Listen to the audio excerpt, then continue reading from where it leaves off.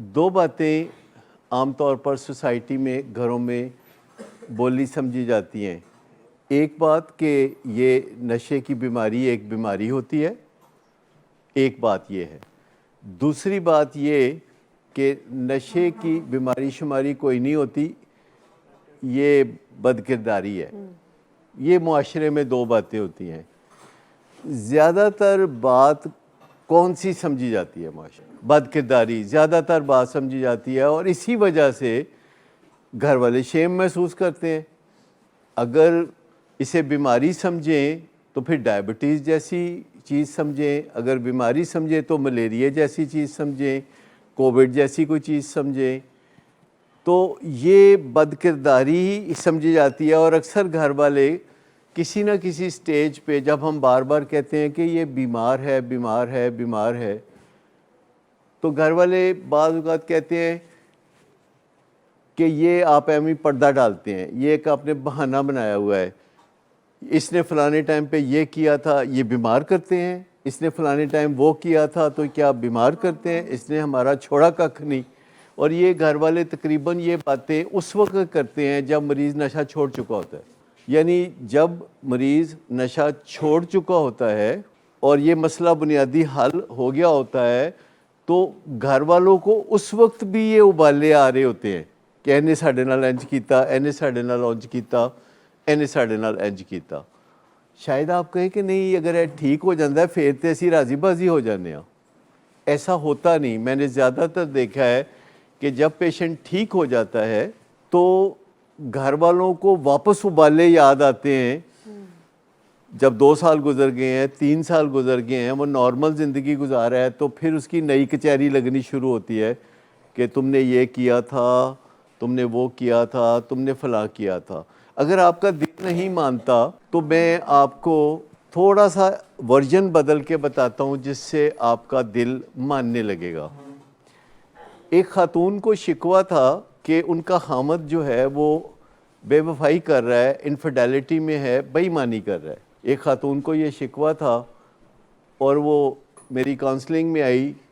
4-5 مہینے کی بعد ان کا بندہ جو ہے وہ باز آ گیا، وہ نیک ہو گیا، وہ صحیح ہو گیا۔ انہوں نے مجھے توفتاً ایک سوٹ بھیجا اور ایک بہت ہی اعلیٰ بیکری سے بہت ڈھیر سارا بیکری کا سامان بھی بھیجا، جو کھا کھا کے میری ڈائٹنگ خراب ہوئی۔ لیکن اس خوشی کو ابھی وہ پوری طرح منا بھی نہیں پائی تھی کہ ان کے اوپر وہ فیز آ گیا کہ اس نے یہ کیا تھا تو کیا کیوں تھا، فلاں کیا تھا تو کیا کیوں تھا، اور ان کے اوپر وہ ایک ڈپریشن کا فیز آ گیا۔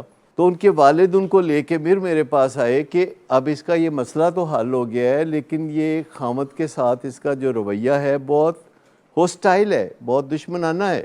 تو دونوں میرے پاس ارجنٹ اپوائنٹمنٹ لے کے آئے، بلکہ گھر ہی آئے، اور مجھے انہوں نے بتایا کہ اب جب کہ وہ باز آ گیا ان چیزوں سے تو مجھے گھن آتی ہے اس سے، میں اس کو اپنے کمرے میں نہیں سونے دیتی، میں اس کی طرف دیکھتی نہیں، مجھے بہت برا لگتا ہے۔ آخر اس نے یہ کیا تو کیا کیوں، وہ کیوں ایسا کیوں ہوا، ایسا کیوں ہوا۔ اب آپ کا دل مانتا ہے کہ اس پہ یہ دورہ پڑا ہوگا، تو وہ بھی ایک علت ہے، وہ بھی ایک ایڈکشن ہے، اور شراب پینا بھی ایک ایڈکشن ہے، چرس پینا بھی ایک ایڈکشن ہے، جوا بھی ایک ایڈکشن ہے۔ ان سب چیزوں میں جب تک مسئلہ حل نہیں ہوتا تو ہم تڑپ رہے ہوتے ہیں ہمارا مسئلہ حل ہو جائے، اور جب مسئلہ حل ہو جاتا ہے تو پھر ہمیں یاد آتا ہے کہ ہمارے شکوے کیا ہے۔ کیسے پھر ہمیں تسلی ہوتی ہے نا کہ مسئلہ ہمارا حل ہو گیا ہے، تے ہن پھر ساڈی واری ہے، ان پھر ساڈی واری، کیونکہ ان کے اندر بھی ایڈکٹیو بیہیویئرز ہوتے ہیں۔ جب کوئی بندہ کسی ایڈکٹ کے ساتھ رہتا ہے تو کچھ رنگ روپ اس کا چڑھ جاتا ہے، اس کو ہم کو ڈیپینڈنس کہتے ہیں، تو ہم کہتے ہیں روگی ہو گیا۔ اچھا، ایک تو میں آپ کو یہ بات بتا رہا تھا، دوسری میں بات بتا رہا کہ معاشرے میں دو رائے پائی جاتی ہیں۔ یہ جو بیماری والی بات ہے یہ زیادہ تر سمجھا جاتا ہے کہ یہ شوگر کوٹنگ کی جاتی ہے، حالانکہ حقیقت میں ایسا نہیں، یہ سچ مچ بیماری ہے۔ لیکن جب یہ پہلی دفعہ نوٹس میں آتی ہے تو اس وقت جو حالات ہوتے ہیں وہ بظاہر بدکرداری کیسے ہوتے ہیں۔ جب پہلی دفعہ گھر والوں کو یہ بم پھٹتا ہے کہ بندہ ہمارا نشہ کرتا ہے، تو پہلے یہ بم پھٹتا ہے، پھر یہ بم پھٹتا ہے کہ وہ پیسے ادھر ادھر کر لیتا ہے، پھر یہ بم پھٹتا ہے کہ وہ لوگوں سے ادھار لے لیتا ہے، پھر یہ بم پھٹتا ہے کہ وہ پولیس میں جا پھنستا ہے، پھر گاڑیوں کے ایکسیڈنٹ ہوتے ہیں، پھر وہ گھر کے شیشے توڑتا ہے، پھر وہ دھکے دیتا ہے اور ایسے رویے سارے کرتا ہے، پھر جرائم میں بھی حصہ لیتا ہے، نشہ بیچنے خریدنے کا بھی کوئی چکر کر لیتا ہے. تو پھر اس ٹائم پہ یہی ذہن میں آتا ہے کہ اگر اس کا یہ کردار ہے تو اس کردار کی وجہ سے یہ نشہ کرتا ہے. اگر کسی بندے کو کبھی غصہ آتا ہے، کبھی وہ شیم میں مبتلا ہو جاتا ہے، کبھی اپنے آپ کو کمرے میں لاک کر لیتا ہے، کبھی وہ راتوں کو دیر تک باہر رہتا ہے، کبھی وہ خوش نظر آتا ہے، کبھی وہ غمزدہ نظر آتا ہے، تو اس کو ہم ایک لفظ میں شامل کر دیتے ہیں کہ موڈ پرابلمز ہے، موڈ خراب رہتا ہے، موڈ ڈس آرڈر ہے، موڈ ڈس آرڈر. تو موڈ ڈس آرڈر جو ہوتا ہے ہمارے گھروں میں، اگر کسی کے 10-12 سال کے، 14 سال کے، 16-20-25-28 سال کے بندے کا موڈ خراب ہو تو کتنے لوگ سوچیں گے کہ یہ کوئی بیماری ہے تو ڈاکٹر کے پاس لے کے جانا چاہیے؟ نہ ہونے کے برابر. ایسا بندہ جس کا موڈ خراب ہوگا تو وہ آخر دنیا میں گھومتا پھرتا ہے اور اس کا موڈ خراب اس کو ٹارچر کرتا ہے، اس کو تکلیف دیتا ہے. تو ایسے بندے کو بھی دعوت مل سکتی ہے نا سگریٹ پینے کی، چرس پینے کی، شراب پینے کی، جو بھی اس کا ماحول ہو، یا ٹرینکلائزر یوز کرنے کی اگر وہ کوئی خاتون ہے تو امکان ہے کہ اس کو دعوت ملے گی نشہ کرنے کی. کوئی بندہ شاید ہی دنیا میں ہو کہ جس کو نشہ کرنے کی دعوت نہ ملی ہو. تو نشہ کرنے کی جب دعوت ملتی ہے تو لمبا چوڑا کچھ پتہ نہیں ہوتا کہ یہ جو کام میں کرنے لگا ہوں آخر بات کہاں تک جا کے تو پھر خرابی پیدا کرے گی. تو وہ اگر نشہ کرتا ہے تو اس کے خراب موڈ کا کیا بنتا ہے؟ اس کا موڈ بہترین ہو جاتا ہے. اگر کوئی بندہ نشہ کرتا ہے اور اس کا موڈ خراب تھا تو وہ اچھا ہو جائے گا نا. دیکھیں نا، اگر وہ شراب پیتا ہے یا اگر وہ چرس پیتا ہے یا اگر وہ ٹرینکلائزر یوز کرتا ہے، یا سب سے پہلی بات یہ ہے کہ وہ سگریٹ پیتا ہے جس میں گلٹ ذرا کم ہوتا ہے. اگر کوئی بندہ پاکستان سے نیا انگلینڈ پڑھنے گیا ہے کیونکہ اس کے گھر والے سوچتے ہیں کہ گھر لڑتا رہتا ہے تو جان چھڑاؤ، وہ کہتا جی سی میں تو رہنا ہی نہیں چاہتا، گھر والے پڑھنے کے لیے اسے لنڈن یا امریکہ بھیج دیتے ہیں اور وہ وہاں جا کے تو ہر طرف چاروں طرف لوگوں کو شراب پیتے دیکھتا ہے. سر پہ اس وقت اس کے کوئی نہیں ہے، کوئی نیا دوست جو یونیورسٹی میں اس کو ملتا ہے تو وہ اس کو بھی کہتا ہے کہ تم بھی پی لو، تو وہ شراب پیتا ہے تو اس کو کیسا فیل ہوگا؟ جن کا موڈ خراب رہتا ہے ان کا بریک اپ ہو جاتا ہے. آپ کو پتہ ہے کہ جن کا موڈ خراب رہتا ہے، میاں بیوی کی طلاق بھی ان کی ہوتی ہے جن کا موڈ خراب رہتا ہے. طلاق کی اور کوئی وجہ نہیں کہ دونوں میں سے ایک کا موڈ خراب رہتا ہے یا دونوں کا موڈ خراب رہتا ہے. ہائی اچیورز میں اس کے امکانات بہت زیادہ ہوتے ہیں. تو جو بریک اپ ہوتا ہے وہ بھی ایک منی طلاق ہی ہوتی ہے، اور اس میں ایسا نہیں ہوتا کہ وہ بندہ گانے گانے لگے بریک اپ کے فوراً بعد خوش ہو جائے سیاں جی سے بریک اپ ہو گیا. سیاں جی سے جو بریک اپ ہو گیا یہ خراب موڈ کی وجہ سے ہوتا ہے. بریک اپ کی وجہ سے موڈ نہیں خراب ہوتا، اس سے مزید خراب ہو جاتا ہے. اور جب مزید خراب ہو جاتا ہے تو اس وقت ڈرگ یوز کرتا ہے، کوئی چرس یا ہیروئن یا کوئی ایسی اور ڈرگ یا شراب، تو اس کے ایک دم دنیا بدل جاتی ہے. شراب پیتا ہے تو انرجی آ جاتی ہے، پلس اس کو ریلیکس ہو جاتا ہے، پلس وہ کانفیڈنٹ ہو جاتا ہے کہ اور بھی کوئی لب جائے گی. تو یہ آپ سمجھ لیں کہ پہلی چیز جو ہوتی ہے اس کو ہم خرابی مزاج کہتے ہیں، یعنی موڈ ڈس آرڈر کہتے ہیں، جو کہ لازمی پایا جاتا ہے جب ایسا بندہ جو پہلے نشہ کرتا ہے اور پھر نشے کو پسند کرتا ہے اور پھر نشہ ریپیٹ کرتا ہے اور کرنے لگتا ہے. تو اس میں موڈ تو اس کا ٹھیک رہنے لگتا ہے لیکن کچھ چیزیں ایکسٹرا ہو رہی ہوتی ہیں جس کا اس کو نہیں پتا. موڈ تو اس کا ٹھیک ہوتا ہے، کچھ چیزیں ایکسٹرا ہونا شروع ہو جاتی ہیں جس کی اس کو کوئی خبر نہیں ہوتی. مثال کے طور پر موڈ تو اس کا ٹھیک ہو جاتا ہے لیکن وہ قانون کی پرواہ کرنے والا نہیں رہتا. خاموشی سے اس کے اندر قانون کی پرواہ ختم ہو جاتی ہے، شرع کی پرواہ ختم ہو جاتی ہے، خاندانی پابندیوں کی پرواہ معاشرے کے اچھے رسم و رواج کی پرواہ ختم ہو جاتی ہے. نہایت خاموشی سے شراب پینے کے بعد جو رکاوٹ تھی اندر کی کسی غلط چیز کے بارے میں وہ ختم ہو جاتی ہے. کسی غلط کام کے لیے حوصلہ بڑھ جاتا ہے, کوئی قدم آگے بڑھانے میں مدد ملتی ہے.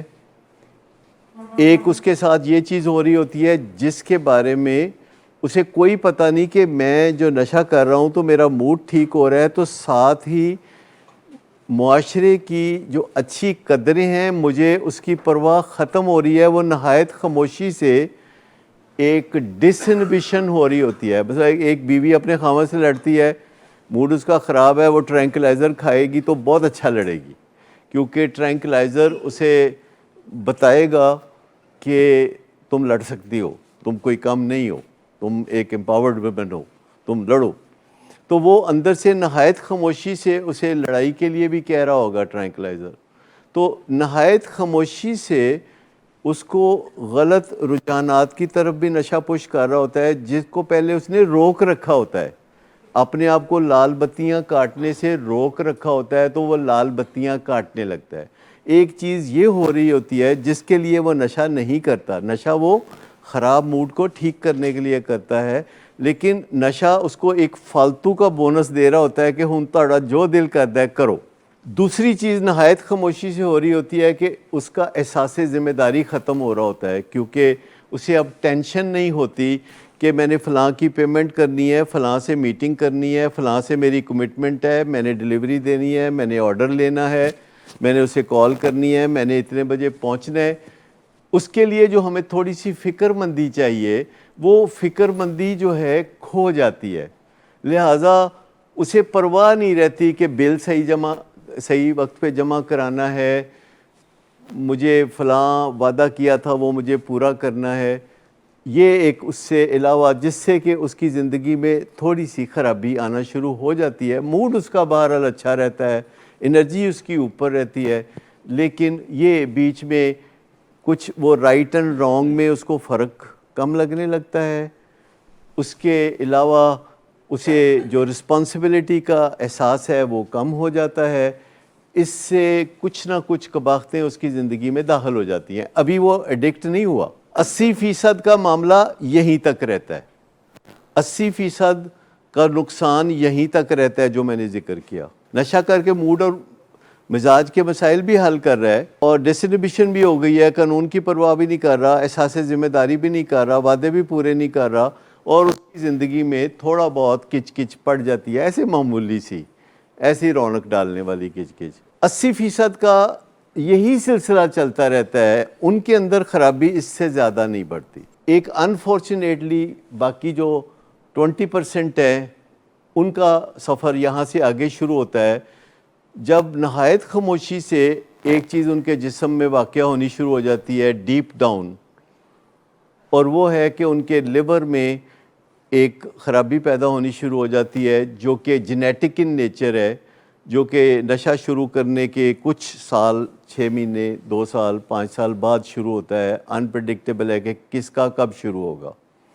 شراب کی بیماری میں یوزولی ایسا 10 سال کے بعد ہوتا ہے. چرس کی بیماری میں یوزولی اگر ہونا ہو تو ایسا 1 سال میں ہو جاتا ہے کہ اس کے دماغ پہ برا اثر ہونا شروع ہو جاتا ہے. یہ جو خرابی لیور میں پیدا ہوتی ہے یہ ایک طرح سے نشے کے جو مثبت اثرات اس کو ہو رہے تھے یہ اس کے خلاف حملہ ہے. یعنی وہ جو نشے سے اس کی موڈ کی خرابی ٹھیک ہو رہی تھی, اب اس کے اپنے جسم میں سے بغاوت ہو جاتی ہے کہ موڈ کی خرابی جو ہے زیادہ دیر ٹھیک نہیں رہتی, اور جب کوئی نشہ کرے اور اس کے موڈ کی خرابی زیادہ دیر ٹھیک نہ رہے تو وہ کیا کرے گا, وہ اور نشہ کرے گا. جب کوئی اور نشہ کرے اور پھر اس کا موڈ گر جائے تو وہ کیا کرے گا, اور کرے گا. اس کا مطلب ہے کہ اس کا جسم جو ہے نشے کو برباد کرنے کا کام جو ہے وہ زوروں پہ کر رہا ہے. وہ نارمل سپیڈ سے نہیں کر رہا, وہ 250 کی سپیڈ سے گاڑی چلا رہا ہے موٹر وے پہ. تو نارمل سپیڈ سے گاڑی چلائیں تو ایکسیڈنٹ کے چانسز زیادہ ہوتے ہیں کہ 250 سے.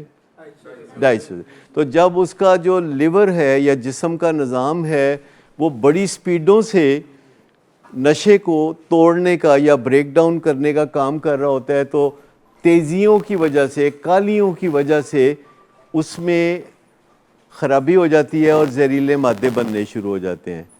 اب اگر نشہ جلدی اترے اور ساتھ زہریلے مادے بھی اس کے اوپر اثر ہو جائیں تو کیا ہوگا؟ اگر کوئی شراب پیتا ہے اور اس کا زہریلا مادہ الڈیہائیڈ بن گیا ہے تو اس سے چلا نہیں جائے گا، اس سے بولا نہیں جائے گا، اس کو صحیح دکھائی نہیں دے گا، وہ زور لگائے گا لیکن اس کا زور لگے گا نہیں، بے بس بھی ہوگا اور زور بھی لگا رہا ہوگا۔ آپ نے ایسے لوگ دیکھے ہوں گے جو شراب پی کے بے بس ہوتے ہیں اور آپ انہیں کہتے ہیں کہ چابی مجھے دو، میں گاڑی چلاتا ہوں، تو وہ کہتے ہیں نہیں میں ٹھیک ہوں۔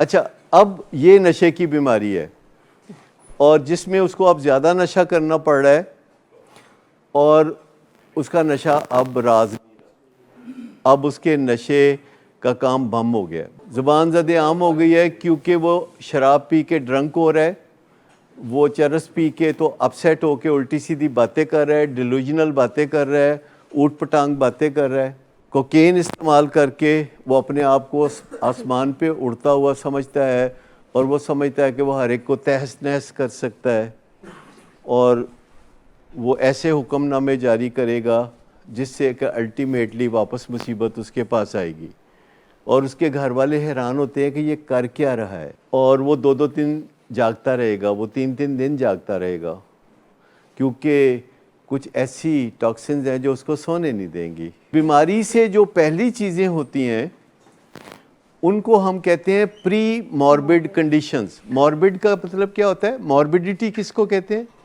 بیماری ایکچولی موربڈیٹی کہتے ہیں بیماری، مورٹیلٹی کہتے ہیں مر جانا۔ موربڈیٹی کا مطلب ہے بیمار ہو جانا اور موربڈ کا مطلب ہے بیمار۔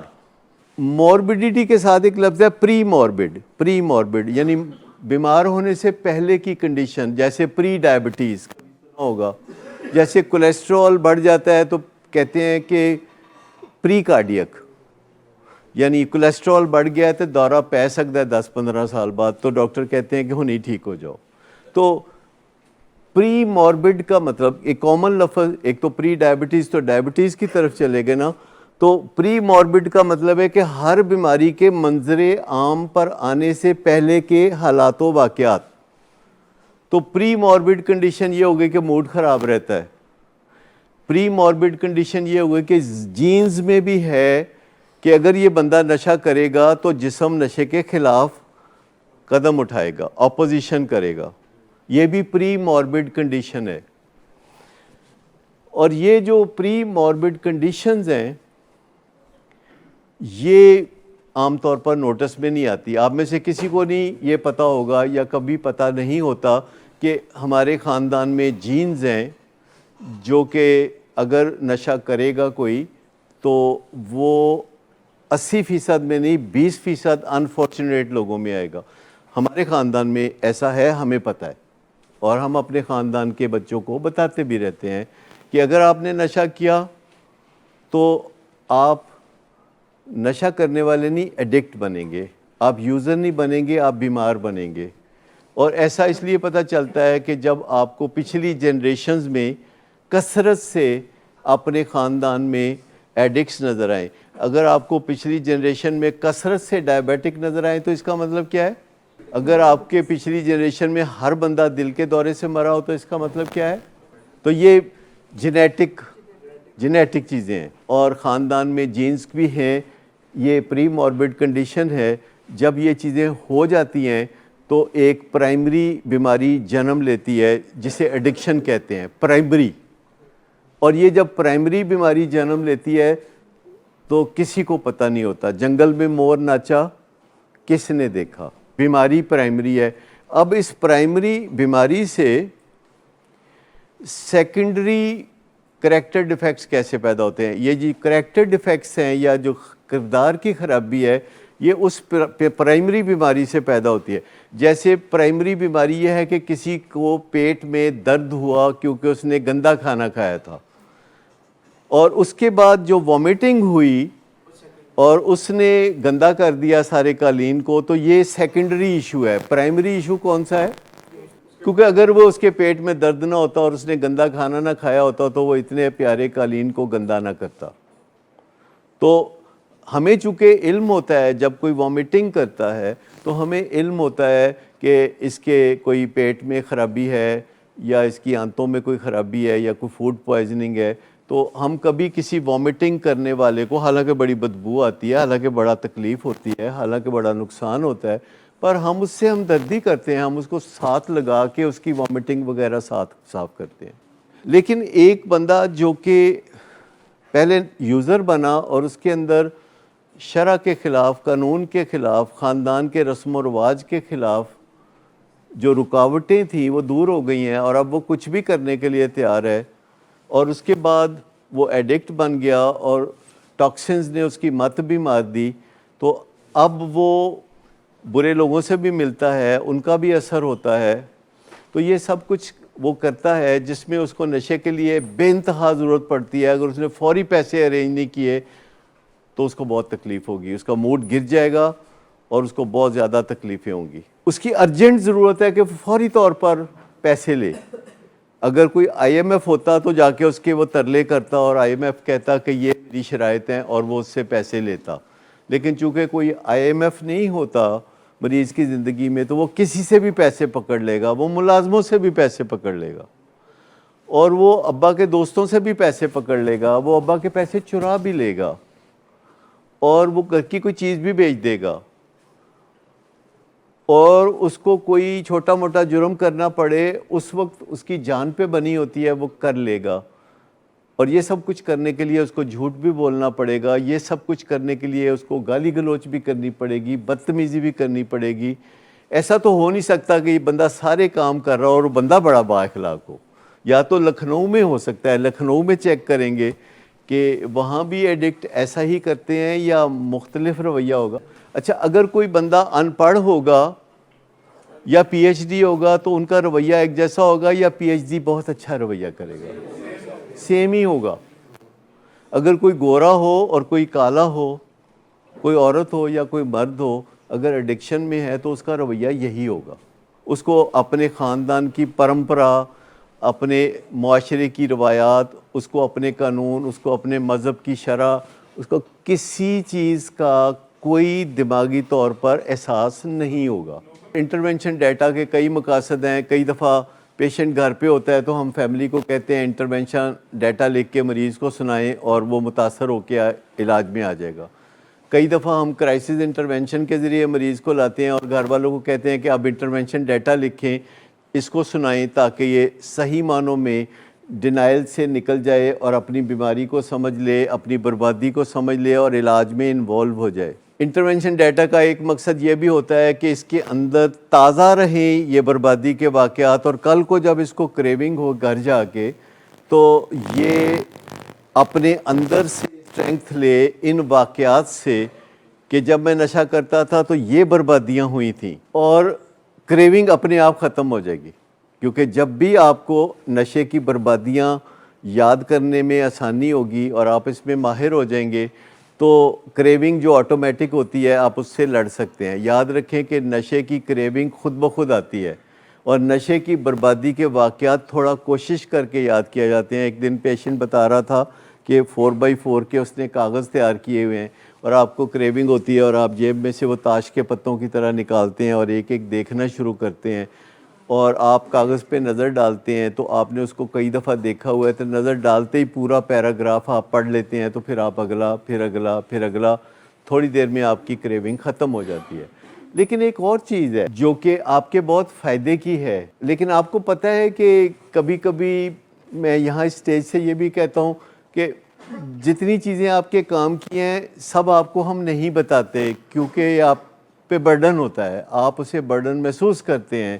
تو ہم کہتے ہیں جتنا آپ نوالے ہضم کر لیں تو اتنا آپ کو دیجیے. آپ اکثر کہتے ہیں کہ وہ سارا کیوں نہیں دس دے، سارا کیوں نہیں دس دے. تو میں آپ کو بتاتا ہوں کہ ایک اور چیز ہے جو انٹرونشن ڈیٹا سے آگے کی چیز ہے، اور وہ ہے ایشو فریم کرنا. کبھی آپ نے یہ لفظ سنا، ایشو فریمز کرنا؟ آپ میں سے کوئی مقدمے بازی میں اگر رہا ہو تو جائیداد کا مقدمہ یا کوئی اور مقدمہ، کوئی لین دین کا مقدمہ کوئی زمین پہ قبضے اور قبضے کو واگزار کرانے کا مقدمہ، تو جج دونوں کی بات سنتے ہیں، جی تسی کی کہندے ہو، کہندے جی میں تے اے میرے 5 پوائنٹ نے، میرا تے اے موقف ہے، اے 5 گلاں۔ دوسرے کو کہتے ہیں کہ تسی کی جواب کی دیندے ہو، انہیں کہا جی میرے تے اے جواب ہے، اے 4 گلاں میریاں نے، 4 گلاں تے میرا مقدمہ ہے، انہیں کہا میرا 5 گلاں تے مقدمہ ہے۔ تو جج کہتا ہے کہ یہ 5 باتوں میں ایویڈنس اور ثبوت اور گواہیاں آپ نے دینی ہے، اور اس کو کہتے ہیں کہ 4 باتیں جو ہیں آپ نے ثابت کرنی ہے گواہیوں سے، ثبوتوں سے، ڈاکومنٹ سے، اور 5 باتیں آپ نے ثابت کرنی ہیں۔ اور دونوں پارٹیوں کو سامنے کھڑے ہو کے کہہ رہے ہوتے ہیں کہ یہ میں نے آپ کے ایشوز فریم کر دیے ہیں، دونوں کے وکیل کھڑے ہوتے ہیں، کہتے اے تسی ان تیاری کر لو تے اے تسی تیاری کر لو تے پھر میں فیصلہ کر دیاں گا، اور پھر وہ فیصلہ کر دیتا ہے۔ لیکن یہاں کوئی مقدمہ نہیں چل رہا ہے، یہاں کوئی مقدمہ نہیں چل رہا، یہاں کوئی جج نہیں ہے، یہاں کوئی سزا نہیں ہے، یہاں ایک بیماری کا معاملہ ہے جس میں ایشو فریم کرنے کی ضرورت ہے۔ مریض جو ہے اس کا انٹرونشن ڈیٹا بتاتا ہے کہ اس کے ایشوز کیا ہیں، وہ پھر ہم فیملی سے یوں پوچھتے ہیں کہ اگر آپ کا مریض پٹری سے نہ اترتا، اگر آپ کا مریض نشہ نہ کرتا تو پھر کیا ہوتا؟ کوئی آپ میں سے بتا سکتا ہے کہ اگر ہمارا مریض نشہ نہ کرتا تو کیا ہوتا؟ اور نشے کی بیماری اس کو شیپ اپ نہ کرتی، نشے کی بیماری سے وابستہ دوست اس کو شیپ اپ نہ کرتے، اور وہ نشے کا پنگا نہ لیتا اور تعلیم میں سیدھا سیدھا چل رہا ہوتا، تو آپ کا بچہ کیسے شیپ اپ ہوتا؟ نیچرلی جب وہ نشہ ہی نہیں کرتا، جیسے اگر کوئی یونیورسٹی میں ہی رہتا ہے تو وہ اور طرح شیپ اپ ہوتا ہے، جو ڈراپ آؤٹ ہو جاتا ہے وہ اور طرح شیپ اپ ہوتا ہے، جو یونیورسٹی میں رہتے ہوئے نشہ کرتا ہے وہ اور طرح شیپ اپ ہوتا ہے، جو نشہ نہیں کرتا وہ اور طرح شیپ اپ ہوتا ہے۔ اسی طرح جو اچھے دوست بناتا ہے، ٹاپرز دوست بناتا ہے، وہ اور طرح شیپ اپ ہوتا ہے، جو نکھت دوست بناتا ہے تو وہ اس طرح شیپ اپ ہوتا ہے، جو اپنی عزت کرتا ہے اور اس کو اہم سمجھتا ہے وہ اور طرح شیپ اپ ہوتا ہے، اور جو عزت اس بات کو سمجھتا ہے کہ پورشے گاڑی ہونی چاہیے، میرے پاس کروڑوں کا بینک بیلنس ہونا چاہیے، میرے پاس آئی فون 15 ہونا چاہیے تاکہ لوگ دیکھیں تو وہ سمجھے کہ کوئی بندہ ہے۔ تو اگر تو اس کی ویلیوز یہ ہیں تو وہ عزت وہ سمجھتا ہے جو دوسرے لوگ کرتے ہیں، لیکن ایک بندہ ہے کہتا ہے میری ضرورتیں پوری ہو جائیں باقی عزت میرے کو ہے۔ تو آپ مجھے بتائیے کہ اگر وہ ٹاپ کی یونیورسٹیوں میں کیریئر بنا رہا ہوتا، اور ہو سکتا ہے کہ ایک آدھ دفعہ آپ گئے ہوتے اس کی گریجویشن سیریمنی یا اس کا کوئی سرٹیفکیٹ یا کچھ کرنے، تو ہمیں پتہ چل گیا کہ ہمارے منزل اب بھی کیا ہے، ہمیں پتہ چل گیا ہماری منزل، ایشو فریمز ہو گئے کہ یہ سارے ایشوز ہیں، یہ سارے ایشوز ٹھیک ہو جائیں، وہ واپس پڑھائی پہ آ جائے، وہ واپس اخلاقیات پہ آ جائے، واپس اس کا کوئی کانسٹیٹیوشن ہو، واپس اس کا کوئی آئین ہو، واپس اس کی کوئی شرح ہو، واپس اس کا کوئی ایک لائحہ عمل ہو، تو الٹیمیٹلی کیا ہوگا؟ دوبارہ وہ، اور ایسا ہوتا ہے جو لوگ نشہ چھوڑتے ہیں وہ کوئی آرڈینری بندے نہیں بنتے، وہ بہت کمال ہو جاتے ہیں، 5-10 سال کے بعد انہیں دیکھے کہتے یار ہے تو سراسر خیر ہی خیر ہے تو مومن ہے۔ لیکن سوال یہ پیدا ہوتا ہے کہ جو ماں باپ کے ایشوز ہیں یہ ہمارے پر جلتے ہیں، ایشو ہم نے پیشنٹس کے فریم کرنے ہیں، اگر ہم ماں باپ کے بھی ایشو فریم کرتے ہیں تو پھر ہمارے پر جلتے ہوں تو ٹھنڈا پانی کون پائے گا؟ ہم دیکھتے ہیں کہ اس کے فیملی والوں کے بھی موڈ اور مزاج کے ایشوز ہیں اور وہ گالی گلوچ کر دیتے ہیں، اور وہ اس کے ساتھ جو ہے ایسا سلوک کرتے ہیں جیسے کہ وہ انسان ہی نہ ہو، اور ہم کہتے ہیں اس کا احترام کریں ڈاکٹر صاحب، کہتے ہیں ڈاکٹر صاحب تانوں پتہ نہیں ہے ساڈے نال کی کیتا ہے، کیویں کریے ایدا احترام؟ تو ہم کہتے ہیں یار احترام کرو، بے شک بات نہ مانو۔ ہم ہمیشہ کہتے ہیں احترام سے اسے نو کہنا شروع کریں۔ تو آپ سمجھ گئے کہ یہ پروسیس جو ہے ایشو فریمز کرنے والا، یہ ٹریٹمنٹ کو کہاں لے جا سکتا ہے؟ آفٹر دی انٹرونشن ڈیٹا، اگر آپ اس میں سے جھانک کے دیکھتے ہیں انٹرونشن ڈیٹا پہ تو پیشنٹ کے ایشو فریم کیے جا سکتے ہیں۔ ویسے بھی وہ ہمارے پاس ہمارے بچوں کی طرح رہ رہا ہوتا ہے، کبھی ہم ان کے کان بھی کھینچ لیتے ہیں۔ یہ سیریبرل کارٹیکس ہے یا فرنٹل کارٹیکس ہے، یعنی برین کا وہ حصہ ہے جو سوچتا ہے، جو کوئی ڈیسیژن کرتا ہے، کوئی نئے نئے آئیڈیاز دیتا ہے، آپ کے مسائل حل کرتا ہے، جہاں آپ پھنس جاتے ہیں آپ کو پھنسے ہوئے کو نکالتا ہے کہ یوں کر کے اب نکلو۔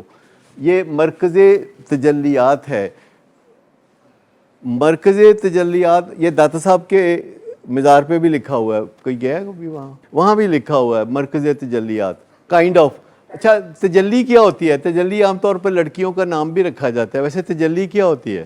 انکشاف ہونا, کشف ہونا, انکشاف ہونا, آمد ہونا, جیسے کہ شاعر لوگوں کو ہوتا ہے, جیسے کہ جو انوینشنز کرتے ہیں, جو لوگ ایجادیں کرتے ہیں, وہ آدھی رات کو ان کو خواب آتا ہے, وہ اٹھ کے بیٹھ جاتے ہیں تو ان کو خواب میں پتہ چلتا ہے کہ یہ مسئلے کا حل یہ ہے, پھر وہ لکھ لیتے ہیں, پھر صبح اٹھ کے ریسرچ کرتے ہیں.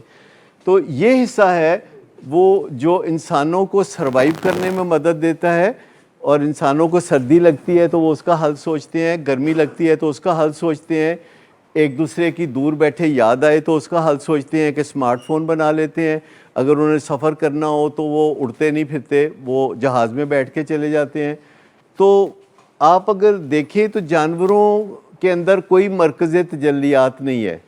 جانوروں کے اندر سیدھا سادہ سسٹم ہے, سردی لگ دی ہے تو بے شک مر جاؤ, گرمی لگ دی ہے تو بے شک مر جاؤ, بھوک لگے تو پھر بے شک مر جاؤ. تو آپ دیکھیں کہ دنیا میں کافی جانور پرندے آہستہ آہستہ ختم ہوتے جا رہے ہیں. تو یہ مرکز تجلیات ہے جو کہ میرا خیال ہے کہ 10,000 سال پہلے سے یہ لاکڈ تھا, کیونکہ یہ جو سٹرکچر ہے یہ 2.5 لاکھ سال پہلے بھی موجود تھا, لیکن انسانوں نے اس کو کبھی یوز نہیں کیا تھا. انسانوں نے اس کا جو یوز ہے, اس حصے کا جو یوز کرنا شروع کیا, وہ فقط 10,000 سال پہلے یوز کرنا شروع کیا. پھر انہوں نے گفتگو بنائی, پھر انہوں نے بولنا شروع کیا, پھر انہوں نے کاشتکاری شروع کر دی, پھر انہوں نے رومانس کرنا شروع کر دیا, پھر شادیاں کرنی شروع کر دیں, پھر ایجوکیشن کا بندوبست کرنا شروع. تو ہر بات جو کپڑے نہیں تھے تو کپڑے بنائے, سردی تھی تو سویٹر بنائے, گرمی تھی تو اے سی بنائے. تو یہ سارا کچھ یہاں سے بنتا ہے. جانوروں کا یہ حصہ موجود ہوتا ہے, گائے میں بھی یہ حصہ ہوتا ہے, بکرے میں, گھوڑے میں ہوتا ہے, پر وہ لاکڈ ہے, اس کے اندر کوئی ایکٹیویٹی نہیں ہے, کوئی سوچ نہیں, کوئی بچار نہیں, کوئی سوال نہیں, کوئی جواب نہیں. لیکن ایک یہ حصہ ہے چھوٹا سا امیگڈلا, یہ لال رنگ کا جو چھوٹا سا حصہ ہے, یہاں گول سا نظر آ رہا ہے لیکن اس کی شکل بادام جیسی ہوتی ہے, یہاں اینگل ایسا ہے. یہ مرکز فسادات یہاں لکھا ہوا ہے.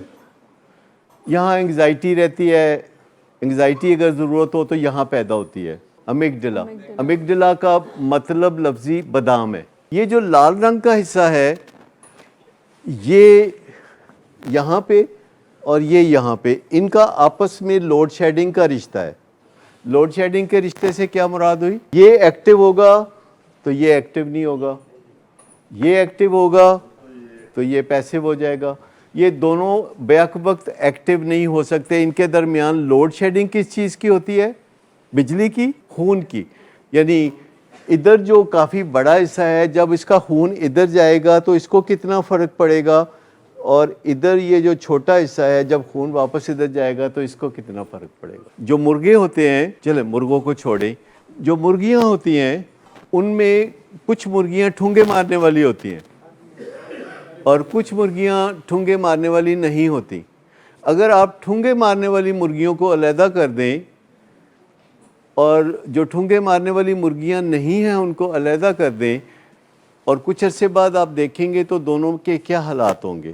اگر یہ کٹھی رہتی ہیں اور ٹھونگے مارنے والی آپ علیحدہ کر دیتے ہیں 100 مرغیاں, اور جو ٹھونگے نہیں مارتی وہ ان کو 100 مرغیوں کو علیحدہ کر دیتے ہیں, تو کیا ہوگا؟ مثال کے طور پر جو مرغیاں ٹھونگے نہیں مارتی ان کا کیا ہوگا؟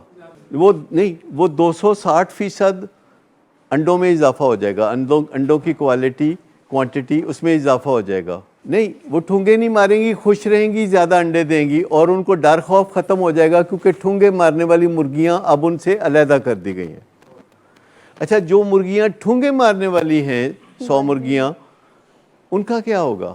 ان میں سے آدھی مرغیاں جو ہیں وہ مر جائیں گی ٹھونگے کھا کھا کے, باقیوں کے پر چھیلے ہوں گے, اور ان کی جو پروڈکشن ہے وہ بھی بہت ڈاؤن ہوگی, کیونکہ اب وہ ایک دوسرے کو ٹھونگے مار کے ایک دوسرے کی پروڈکشن کم کر رہی ہیں, اور وہ جو ٹھونگے نہ مارنے والی ہیں وہ آزاد ہو گئی ہیں. تو اگر آپ اپنی ٹھونگے مارنے والی مرغیاں جو گھر میں یا اداروں میں ہوں تو آپ نے ان کا کیا کرنا ہے؟ علیحدہ تو نہیں کر سکتے.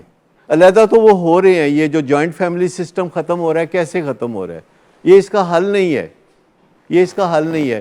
جو ٹھونگے مارنے والی مرغیاں ہیں ان کو پیار سے سمجھایا جائے کہ نہ بہن ٹھونگے نہیں مارنے. اگر ہم یہ چاہیں تو کوئی 10%, 20%, کوئی 30% فرق تو پڑے گا نا لوگوں میں. تو اگر ہمیں پہلے سے پتا ہو کہ ہمارے گھر میں بھی ٹھونگے مارنے والی کوئی مرغی ہے, اگر ہمیں پتا ہو کہ ہمارے ادارے میں بھی کوئی ٹھونگے مارنے والی مرغی ہے, کوئی بڈاوا, کوئی ایویں, اور گھر میں ہوتی ہیں ٹھونگے مارنے والی مرغیاں, لیکن پہلا حل ہمارے ذہن میں یہ آتا ہے کہ ان سے جان چھڑاؤ, سامان باندھو. انہیں سمجھانے کی طرف ہم نہیں جاتے, وہ لمبا رستہ لگتا ہے. اللہ نے دنیا میں رونق لگانے کے لیے سب رکھا ہوا ہے. حالانکہ اللہ چاہتا تو سارے انسانوں کو فرشتوں جیسا بنا دیتا, لیکن فرشتے اس کے پاس ہیں.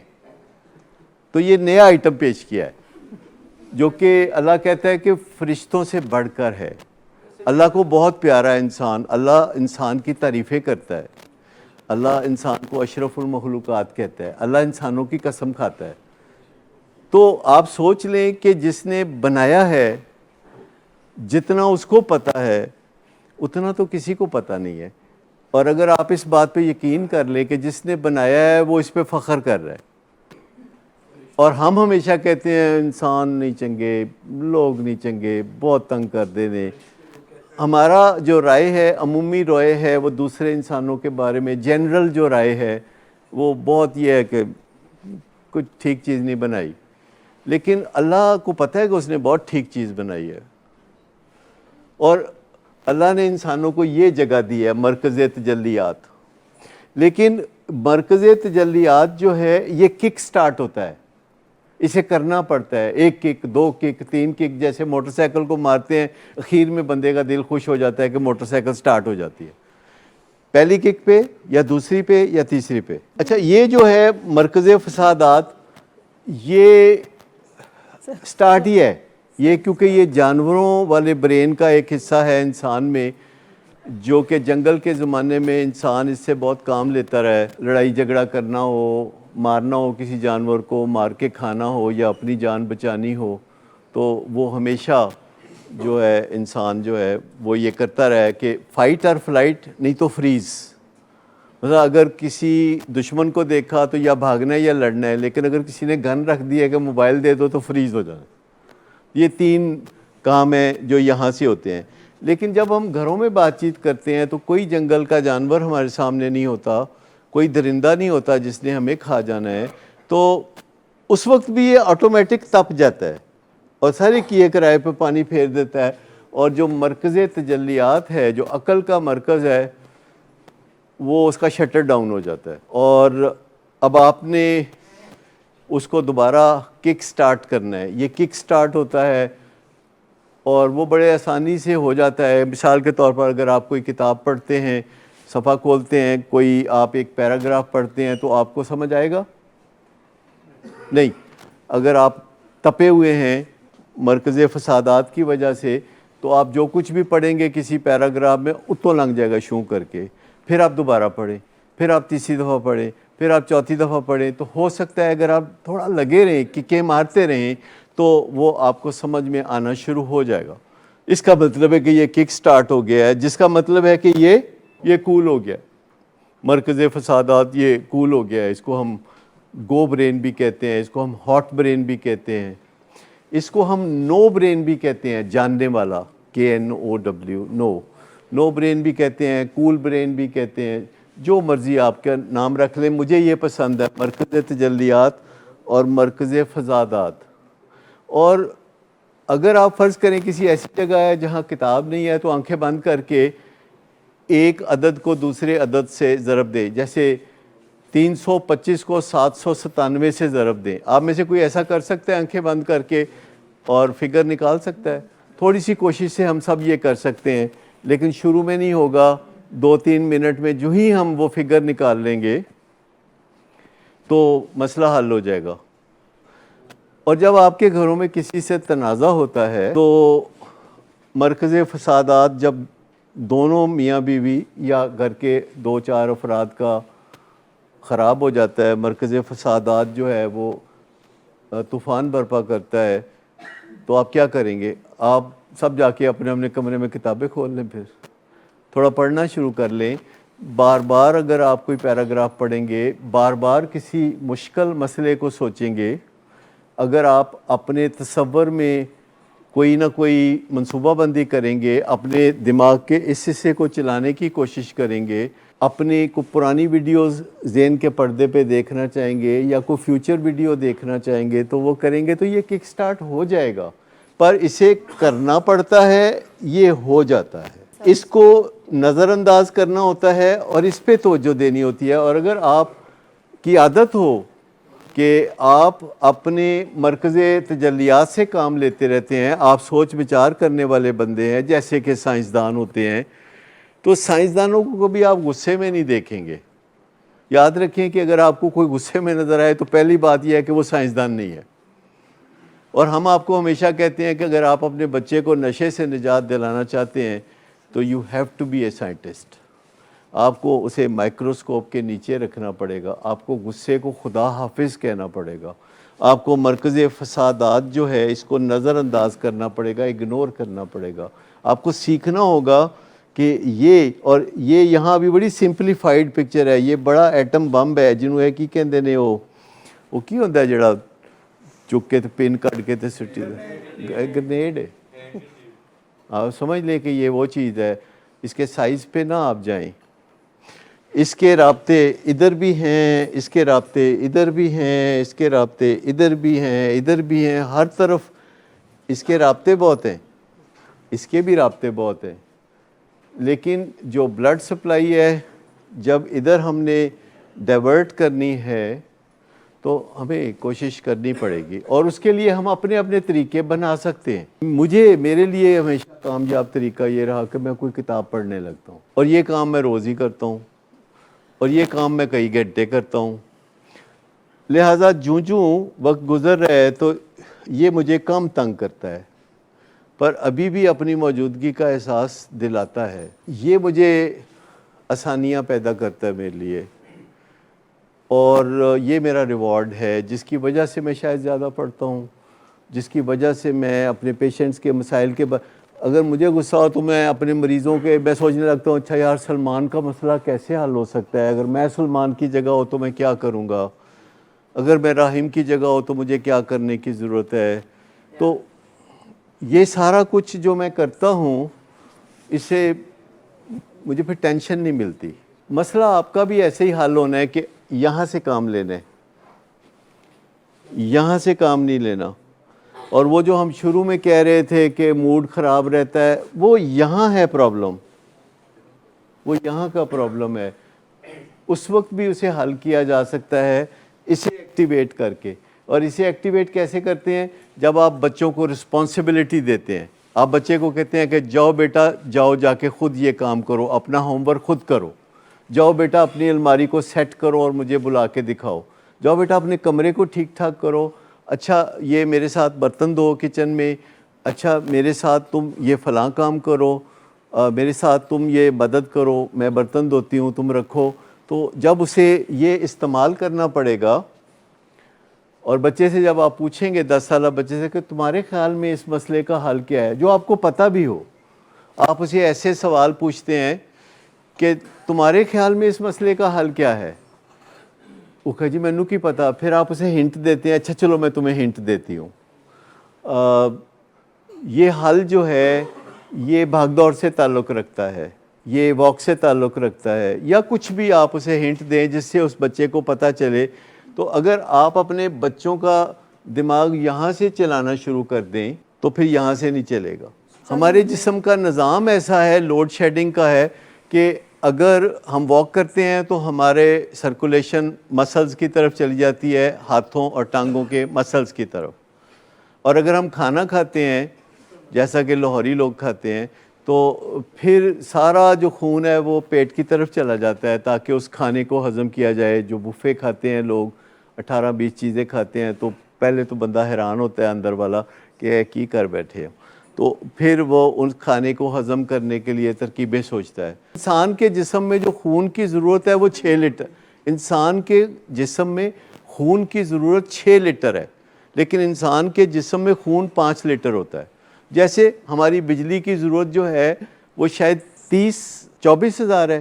تو آپ سمجھ لیں کہ ہمارا جسم جو ہے اس میں 6 لیٹر خون چاہیے اگر ہر جگہ کام کرنا ہے. لیکن چونکہ اللہ تعالیٰ کی مصلحت ہے کہ وہ نہیں چاہتا کہ ہم ہر وقت خون ہر جگہ ایک جیسا استعمال کریں. اسے پتہ ہے کبھی ہم کھائیں گے, کبھی ہم پیدل چلیں گے, کبھی ہم سوچیں گے. کیونکہ جب ہم سوچتے ہیں اس جگہ سے تو ڈائٹنگ کرنے میں بھی بہت مدد ملتی ہے, میں آپ کو بتاؤں. کیونکہ جب یہ حصہ سوچتا ہے تو فی گھنٹہ 300 کیلوریز خرچ ہوتی ہیں جب یہ حصہ سوچتا ہے تو. اور اگر اس حصے کو کبھی زحمت نہیں دی کہ سوچے گا ابا, سوچے گی اماں, مجھے صرف یہ کرنا ہے, تو اس سے کوئی انرجی کنزیوم نہیں ہوتی.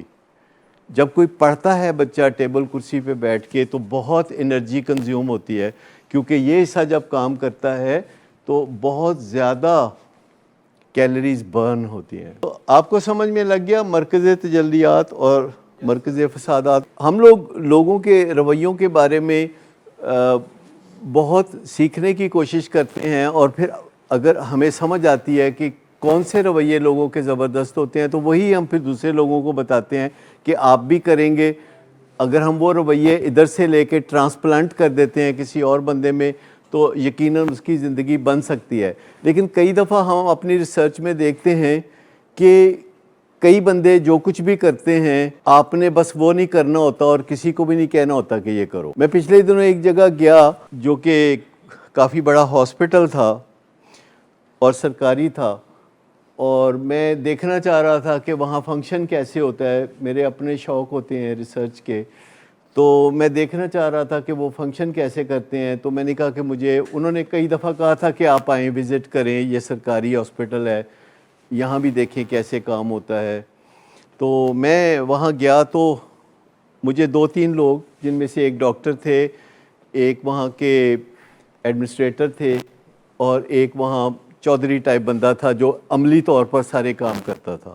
تو انہوں نے مجھ سے ان کا تعارف کروایا. تو وہ جو ایڈمنسٹریٹر اور ڈاکٹر تھے, ان کے علاوہ جو چودھری ٹائپ بندہ تھا, اس کے بارے میں انہوں نے بتایا کہ اس کا نام بڈاوا ہے. بڈاوا آپ کو پتہ کیا ہوتا ہے؟ جو آپ نے گاؤں میں کھیتوں میں دیکھا ہوگا کہ ایک بندہ ایسے کھڑا کیا ہوتا ہے کپڑے پہنا کے, اسکیئر کرو جس کو کہتے ہیں ہم انگریزی میں, اس کو بڈاوا کہتے ہیں. تو میں ایک دم چوکا. خیر اتنی بے تکلفی نہیں تھی کہ میں پوچھتا کہ اے تسی کی کیا ہے. تو انہوں نے میرے تاثرات دے کے کہا کہ بڈاوا ہے اصلی نا نہیں, اصلی نا ہے کچھ اور ہے. میں کیا کوئی گل نہیں, تسی اگے چلو. مطلب جب ہم چلنے لگے تو وہ رستے میں ہر ایک کو چھیڑ چھاڑ کر رہا تھا. ایویں کسی بندے کو اوے تم سدھر جاؤ.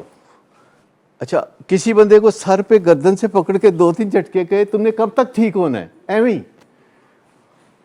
اوے تم سست ہو بہت, اور تم فلانے ہو, تم دھمکانے ہو. تو سارے ہسپتال کے وزٹ کے دوران وہ لوگوں کو اسی طرح ایک ایسا پیغام دیتا رہا جو مبہم تھا. مبہم سمجھتے, جس کا کوئی سمجھ نہیں لگتی, لیکن اگلا بندہ کہتے یار اس بندے کو ذرا بچ کے رہو. ایویں گھبرائے رہنا. مطلب ایسا بندہ جو کوئی نہ کوئی ایسی بات کرتا ہے جس کی آپ کو سمجھ بھی نہیں آتی, پر آپ انکمفرٹیبل ہو جاتے ہیں یا آپ بے چین ہو جاتے ہیں. تو ایسے بندے کو انہوں نے بڈاوا کا نام دیا ہوا تھا. واپس آئے تو کہتے میرا خیال ہے ہم آپ کو بتا ہی دیں کہ اس کا نام ہم نے بڈاوا کیوں رکھا ہوا ہے. میں کہا مجھے پتہ چل گیا ہے, آپ بالکل زحمت نہ کریں. اور اس کے جو تفصیلی حالات تھے اس کے ساتھ ہم نے لکھا کہ یہ نہیں کرنا. اور بہت سارے اداروں میں ہم نے ہمیشہ ایسے لوگوں کو دیکھا کہ جو زیادہ پڑھے لکھے نہیں تھے, پہلوان بھی نہیں تھے, امیر بھی نہیں تھے, اونچا سٹیٹس بھی نہیں تھا, بڑا عہدہ بھی نہیں تھا, پر وہ بات اتنی خوبصورت کرتے تھے کہ ان کے باس بھی ان سے مشورہ کیے بغیر ایک قدم آگے نہیں چلتے. تو ہر جگہ ایسے لوگ ہوتے ہیں کہ جو کبھی آپ کو انوائے نہیں کرتے اور آپ ان کی بات مانتے ہیں.